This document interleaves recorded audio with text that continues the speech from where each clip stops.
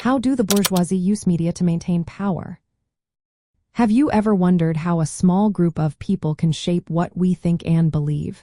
The bourgeoisie, or the capitalist ruling class, play a significant role in this process through media. They use media as a powerful tool to keep their influence intact. Let's break down how they do this. First, ownership is key. Most mass media outlets like newspapers, television stations, and online platforms are owned by wealthy individuals or large corporations. This means that the content we see often reflects the interests of the bourgeoisie. Because these media companies relying on advertising from other capitalist businesses, they tend to avoid criticism of the system that supports them. This creates a narrow range of viewpoints, leaving out the voices of the working class and marginalized groups. Next, we have the influence of the state. The bourgeoisie often work hand in hand with government entities.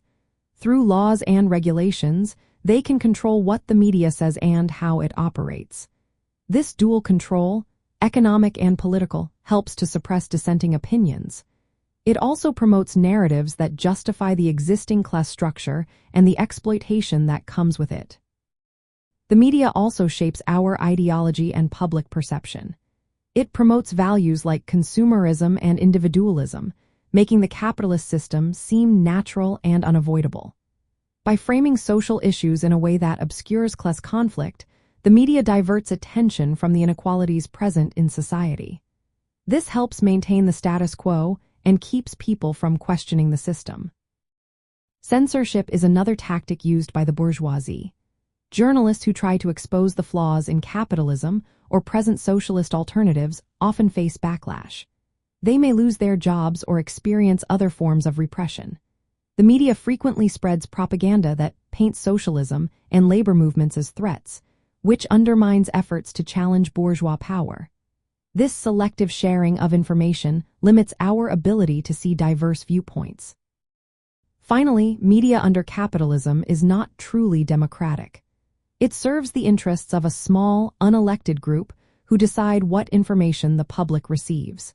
This restricts genuine debate and participation, ensuring that only ideas that align with bourgeois interests are highlighted. In contrast, a socialist approach would advocate for media to be controlled by workers and the public. This would allow for a variety of viewpoints to flourish and ensure that media serves the majority rather than a wealthy few.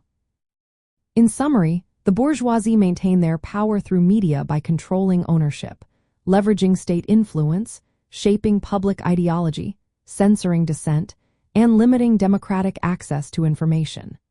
This system helps to perpetuate capitalist exploitation and the alienation of labor, managing how we perceive our social and economic realities.